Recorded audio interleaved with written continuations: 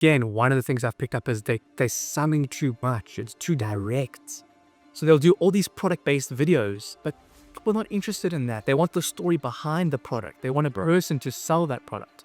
So it's absolutely about documenting, and that's how we've seen one of the trends, and I've seen it, and as my prediction, is that 90% of executives in the next 5 years will all be on social media.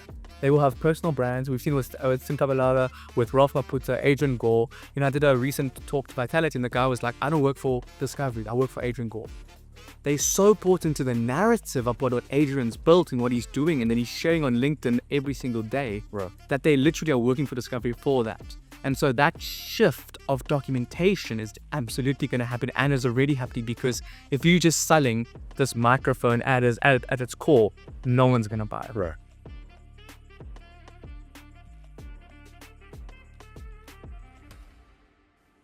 Brilliant. Thanks for joining us, Marko. Yeah, I'd love you to be.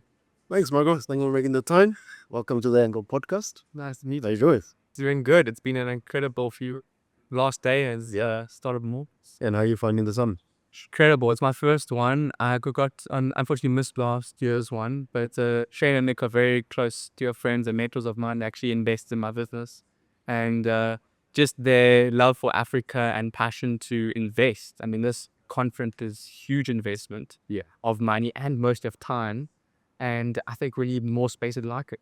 100%. For those of our audience who may not know who Marko is, could you please just give us a brief intro and what it is that you do? Yeah, I'm an entrepreneur known as the Gen Z guy. I have a company called GenLink. The whole piece of the business is that we link generations, because we believe and have seen that majority of big and small businesses are disconnected to the youth. From a culture point of view, a talent point of view, that was from a marketing point of view. So we bring in research and strategy to help them close that gap and enhance what they're doing to increase the probability of success. If we look at examples like Capitec, how they've just absolutely dominated banking because they targeted a very specific audience and was being overlooked, that of being slow LSMs and young, and they've just absolutely snatched it now. Do you generally consider the youth to be overlooked as an audience? Or, I mean, in what aspect? Is that from a monetization aspect, or from how are you thinking about? Both. So from a monetization aspect, because they don't have the spending power yet, because they're just in high school and university, they're just starting their career. And then two, I just think because they're not front of mind, and I mean, only 4% of absolute is Gen Z. So, when you're not the majority, they're not going to optimize for that. They'll always optimize for what's bringing them the most shareholder and short-term return, So those are two things. Okay. Is this why you started the company GenLink? I'm just wondering what dispos did you pick up there? What was the missing link for you to then create that? So I always believe that you let the market tell you if something's valuable enough. A lot of entrepreneurs in South Africa think that their ideas are valuable, and when they take it to the market, there's no demand. So what I did was I let the market decide. I went to do the story. So I had a marketing background, running social media agency and etc. And I was studying Heady Business School. And I went to Standard Bank event as a client. And one of the executives came up to me afterwards, and I said to them, I'd love to do an interview. Can we chat? And she said, just by the way, a lot of these young people that are attending this event aren't attending because they have a relationship with the bank. Are attending because their parents have a relationship. So we need to somehow change that so that the young people know their relationship managers, they know about the bank's products, and they actually are connected in our ecosystem.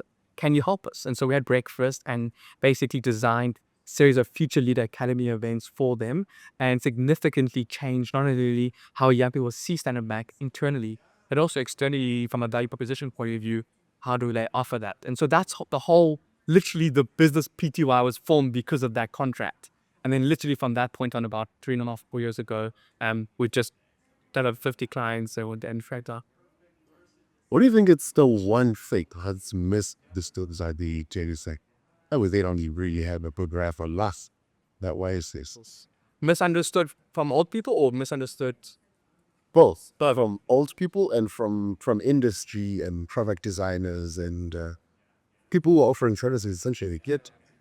Look, I think we have to be data-led. So a lot of people just use their perspective and know-how to make decisions. And I think we need to be way more data-led to say, okay, cool. this is product is based off this problem, and this problem is based off this diagnosis through this research, and actually going to speak to the customer. I'll go back to Capitec's example. They are opening more and more um, re, branches. And why is because when they actually go and speak to the customer, they are all going into branches. They don't want to use the app. They don't know how to use the app. They don't have the data for that, etc., etc.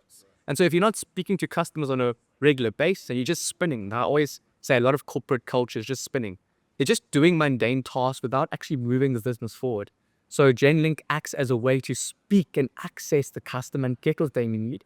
And what we found is once we speak to them, they're like, I don't even know about the services and solutions offered because they're not using social media. They're using email. Gen Z absolutely hate email. They're not using WhatsApp because they think that WhatsApp is personal. So there's all these solutions that they're not adopting because of traditional views and just the way that it's done. That's costing the business bottom line. Social media is your main platforms you use for these kind of services, or in terms of you reach out? The surveys, no, we actually have a platform that we run, and it's all through creators that actually use the platform, and we can know their banking history, know where they're spending, what they're doing, and we can choose specifically custom who we want to watch. I mean, you're speaking about essentially, marketing surveys under the umbrella that is marketing. We were talking earlier before we started about your approach to media and different kinds of media. Yes, there's kind of like a few different elements there. I mean, I'm old enough to know that I've lived through quite a few changes in terms of how the media works from a business perspective, how it works from an access perspective. How are you approaching those different tiers of media? Because there are different tiers now. And they don't necessarily, I kind of use them all. I'm a little bit different in that regard, but in the sense of like from a business perspective, or if I'm starting my own media company, it's very different from the way I would think it even 10 years ago. So essentially the question is kind of like why traditional media is still valuable. And my perspective on it is that because now anyone can open up a YouTube account or a podcast, for example, the barrier to entry is very low. You don't need to have gone through a successful career or establishment or even really be audited at all. So, for example, a radio station, they do their research on that person because it's a branding thing. Whereas if you have your own brand and your own podcast, you don't have to go through a process of audit. So what I'm finding is that social media, everyone is just shouting a bunch of stuff. We have no idea whether it's credible, whether it's real, whether it's validated. And so for me personally, I think there's still such value in conferences and in traditional advertising that do the audit to say, we've spent a little bit of time at least researching, seeing if this person who says they got this business is legit. And unfortunately, social media, what I'm finding is there's so much scamming. There's so many people who are making money from crypto and all these things and actually don't have a business, drop shipping. You've never seen them. And I think that it's hurting culture, it's hurting society because now everyone believes they can be an entrepreneur and they should rush into it and they should spend all this money to just impress other people. And I'm always been a fan that like I'd love to listen to the Brian Joffeys, the Laurie Dupinars, the people who don't do public speaking but have built real businesses. And unfortunately, those people aren't being on platforms. You know? Look, there is a real ecosystem that supports traditional media, and whether it's print or whatever the case may be, broadcast. There is an ecosystem, like you're saying. There's a validation process of some sorts. And I always used to say, like, yes, everyone's can shout, but today brand actually matters more than ever in terms of your depth of brand, in terms of like how you actually speak to people, whether it's traditional or not, it doesn't actually matter. But your sense of, if someone's reading. If I'm looking at a video and like a quote unquote news video, for example, it matters far more to you now that where it comes from, like who's it buried under, because there's checks and balances behind that. So yes, journalism and traditional media does still matter, but in terms of like that dissemination, like say for example, if I was doing some consultative work with the Sunday Times site, and for me it's a bit of a mess there. It's like they're not innovating appropriately. They're not thinking right in terms of how they're changing themselves. How would you approach a traditional media company, not so much a corporate or a bank, the traditional media company, to say, okay, you're losing your audience left, right, and center, and your business models are, starting to wobble a little bit, and for a while now. What would be your approach to that in terms of helping them solve that problem? Look, so one thing is that I believe in the TikTokification of everything. So we have to create short, engaging videos on all the platforms, specifically Instagram and TikTok, and link that to articles, link that to the newspaper, because that will hook people. Right now, stories are not being even amazing stories are not being seen, because they're not being created in a way that young people and even general people would like to digest and very boring and mundane. So that would be the first thing. The other thing is I love the example of the Good Things Guy platform. So there's a whole platform that literally shares everything good happening in Africa. And what he's done is he's kind of cross-pollinating. He's got a publication. Sometimes they even do print. And and they're doing incredibly well, millions of readers and that, and growing. And I think that the stories are much shorter. They're much more positive. They're much more real, authentic. And then he's using social media as a component to grow it as well. Interesting, nice. And from a creator's perspective, Gen Zs are largely creating content, Yes. consuming content. Is it a function of time that we'll see a time where Gen Zs are actually the investors and the entrepreneurs in the space outside of just creating minimally and just basically just consuming? I think it's going to be a cross-pollination. So there's going to be people like myself who are in private equity but have a personal brand who are speaking. That's going to happen more and more. But there's a lot of young people that don't like social media. And they don't want anything to do with it, and that are lawyers and attorneys on audits. And so it's not to say that because social media is so big that everyone wants to do it, but I just think that people are realizing the flexibility and the options that they have, that they can travel the world and be a social media, right? So why would I not want that versus being in an office 5 days a week to a manager that I don't like, Before, that optionality wasn't there. The internet wasn't there. And even as an Africa, we're speaking about Africa and the future of Africa, it's like the democratization of everything. I'm going to be able to invest in businesses, build businesses, have a podcast, have co-host, and be sitting in, Hout Bay. Right. And be doing stuff in Australia. So One thing I picked up lately in the last couple of years, I wouldn't go so far to say it as a phenomena, but in the sense of, I really enjoy the vertical whereby you've got business leaders, successful business leaders already. They've already in airspace of $100 million, but yet they're still extremely active on socials. Yeah. And I guess in their mind, they're kind of, it's not so much a marketing sense. It does fall under that umbrella, but it's more like they're simply documenting their journey. So they're very much doing very off the cuff type social media things, very useful content as well. Like they're sharp, they're giving advice. They're no reason for them to be doing this whatsoever. They're not, but nevertheless, I pick it up a lot. Like Alex Hormozi, for example, Gary Vee would be kind of a little bit before that, but they're doing it very smart, very analytically. They're looking at the data very sharply. Even Stephen Bartlett. Exactly. The businesses guys are building, in the sense of documentation. Now, when you're approaching a corporate, and I'm particularly interested in this, do you think about in terms of documenting what they're doing and how that grows out as your social? Again, one of the things I've picked up is they're summing too much. It's too direct. So they'll do all these product-based videos, but people are not interested in that. They want the story behind the product. They want a person to sell that product.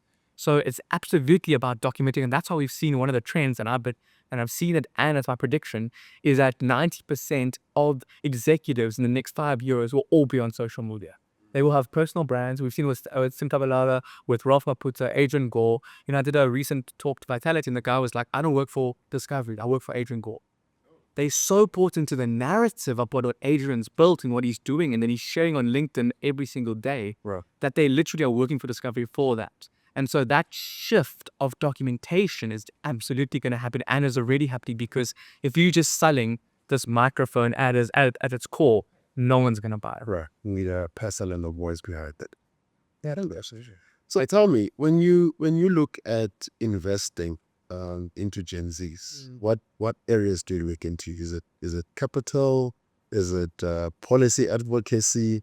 What is the best way to invest in Gen Zs? You know what it is? I think, we did more events like this. So I remember the first event I went to, the Monts Casino. I was 15 years old. My parents didn't advocate for what I was doing, so I had to go with my uncle. And I pitched up, and there was not a single person under the age of 30. And still, to this day, 5 years later, I come to Singularity, and there's hardly any young people. There's no people from universities. There's no people even working in, just joined the workforce. And I asked myself, why? Why? And I've thought about it because I'm helping the South African Future Trust, Oppenheimer's, host their event on the 5th and 6th of November, which your audience should definitely come to. Right. And it's a cross-pollination of marketing, Universities and these people that I've spent time with doing work don't know about these events. They're not marketing to their students. The students themselves don't know where to go. They don't know how to Google and find and figure it out. They're not in the know-how. And then the second thing is these organizations and events are not prioritizing it because there's no money. Young people are not the biggest spenders. They're not going to be the sponsors. So why should we invest? If they've got a long view, they should be able to. I mean, they will eventually have money in that. Absolutely. But not only that, you're talking about investing. Where we should invest? We should be investing the generation by sponsoring and getting them to come. So that's what I'm very, very passionate about, is I want these rooms to be filled with at least out of 1,500 people that are here, 500 to be under 30. Because if we are not getting them exposed to this stuff and then we're expecting them to perform and have the know-how in organizations, that's never going to happen, Because in terms of like workflow, like if you were giving advice to a CEO or something, I mean, a CEO is like probably not a great example because they would have resources and infrastructure around themselves. But like someone like a startup guy, for example, that's already in the throes of this in their business, what would be your suggested starting points in terms of their workflows to start documenting their journey a little bit? Like how would you to maybe approach it? I suppose it depends on the context, but you know what I mean? Like what would be your almost default first steps? So I always say, like, you want to start as a commentator. So what you guys are doing is commentating. You're interviewing people. You're not necessarily sharing only about your story. Yeah. You're actually getting other people, and then you'll take this and then you'll share it. So you're commenting on a topic or on a person. That's how I started creating, because I didn't have stuff to talk about. Wasn't speaking at events. I didn't have case studies. I didn't have anything to focus. I was just commentating on the overall idea.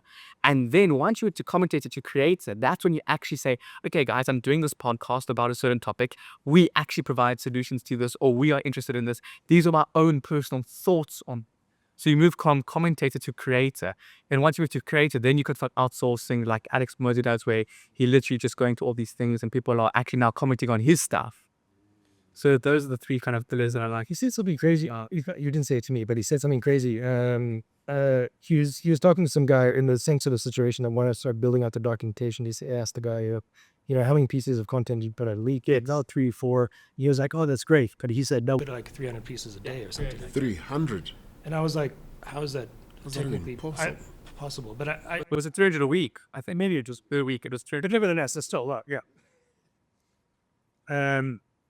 Sheesh. I suppose that's.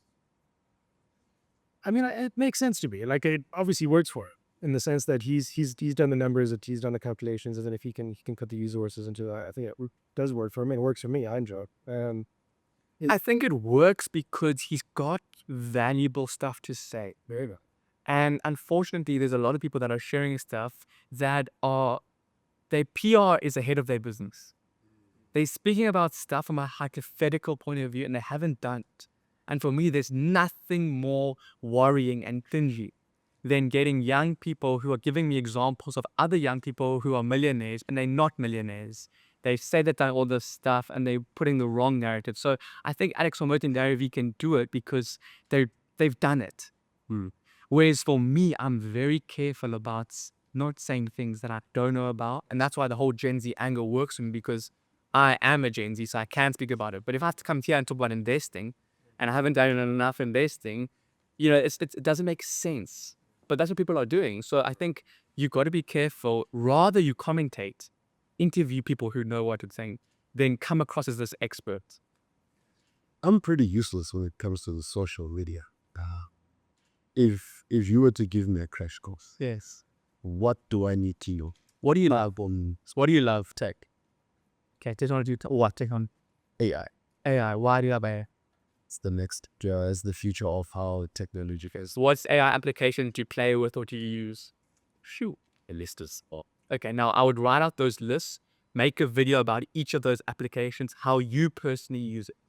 okay. So I need to personalize the content. Personalize the content and focus it on LinkedIn and Instagram in the beginning. Okay. And once you got a bit of momentum and you got a bit of structure, then you create. But I always say you create pillar content. So we take a video of you like this, landscape, talking about AI, and then we cut it up and we make it, it's called mining content. You mine it and then you post it across all. A lot of people try and say they're going to do 30 pieces a day. Unrealistic, not practical. Right. Okay, start with 1 a week. Start with 2 a week. And then you create videos. Or if you don't like being in front of video, you grind. And so it's all about what do you love? Because if you're not going to love it and enjoy, people will see that. You're going to just go into ChatGPT and say, talk about AI. But everyone can talk about AI. Why am I listening to you talk about it? Okay. And that will resonate with the Gen Zs, was it? That will resonate with the people that resonate with you. Don't worry about different audiences. Worry about people that are going to resonate with you. I suppose worry about being authentic first with things. Might be very common. With yourself even. Don't talk about stuff you're not interested in. People to see through that, you know. For example, I love pickleball and paddle. So what do? I talk about it. Okay. Now people think I only talk about it because I'm playing with Trevor Noah and I'm playing for South Africa. No, I talk about it because I love pickleball, you know. So there's a component that you have to enjoy speaking about it. I can see you enjoy interviewing people. Yeah. So you should interview people more and do that and share that. But yeah. Can I ask where the ideas coming from? Like your sense of when you decided, this is the space I want to be in. I mean, we were talking about 15 years old. You already try to move in the space and figure it out. You know, maybe a little bit of a genesis story in terms of. Yeah, I mean, I think it's a bit of nature and nurture. My grandparents were entrepreneurs. My parents are in medical. I always had that connection to their struggle. They came from Greece. And, you know, to build my own thing was very important. I hate being controlled from a personality point of view. You know, I always wanted to do my own thing. Although I was, you know, loved school and what then had to offer, at some point I realized that being in Afrikaans and being in science where I've got no interest doesn't serve me, you know. So I must go and do what I want to do. And I think I've just always been someone who just does before, you know, so I always believe self-belief becomes for evidence. First you must believe, then the evidence comes. And that's always been my philosophy. Believe I can do it and then do it after. Thank you so much. Thanks, man. Thank you for making the time. Cool.